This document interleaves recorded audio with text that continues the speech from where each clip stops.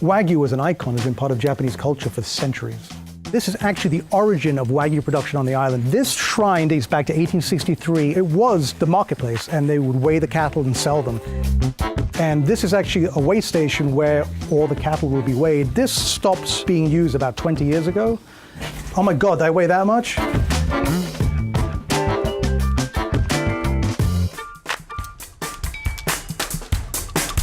In Kagawa, we find olive-fed Wagyu. So I am here at the top of the mountain. We're here with Nakano, who grows olive-fed Wagyu. Very pleased to meet you. Thank you very much.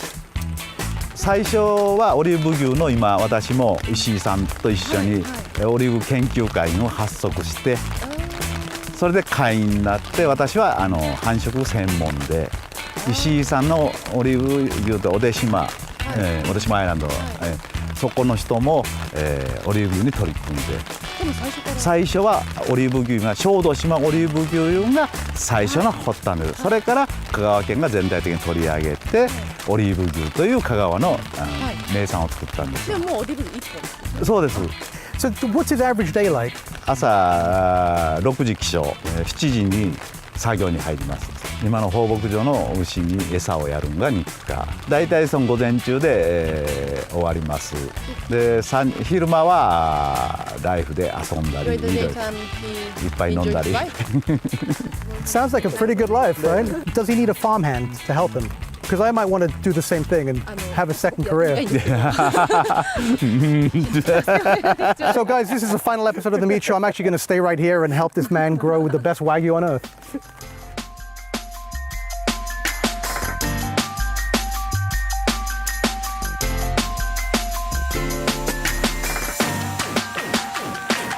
So I'm on the island of Shotoshima and I'm surrounded by olive trees. This is actually the genesis of olive-fed Wagyu. The first place where an olive tree was planted, they took a cutting from an American olive tree and planted it here 110 years ago. And this tree and the trees in this orchard are feeding Wagyu. In turn, the cattle fertilize the olives. What we find here is a real sense of terroir.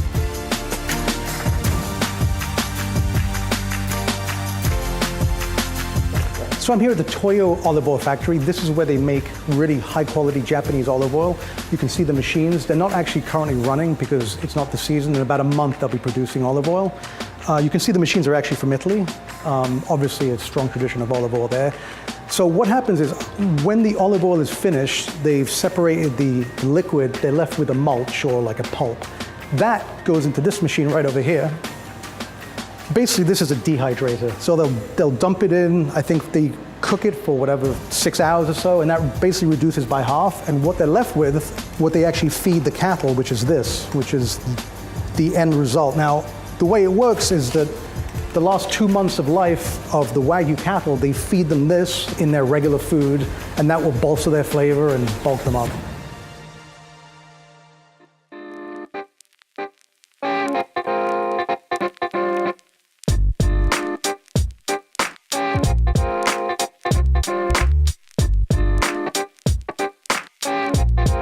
We are at the wellspring of olive-fed beef production. This is the first place that fed olives to Wagyu beef on this island. Thank you very much for having us.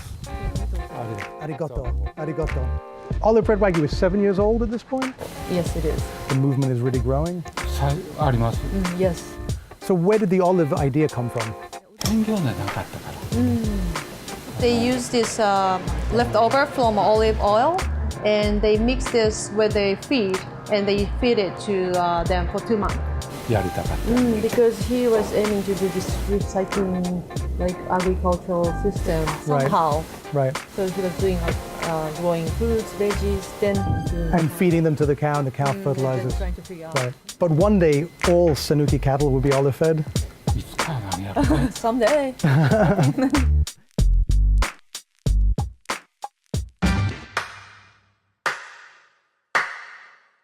After all of this traveling, it's time to try the finished product.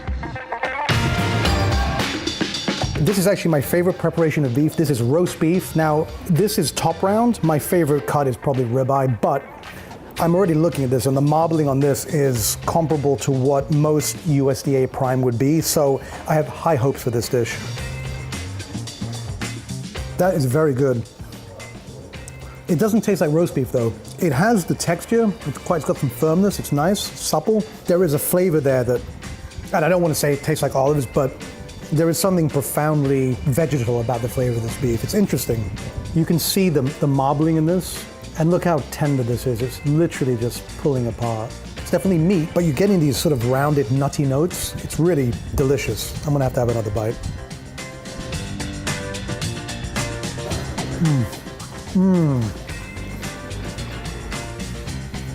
What a pro.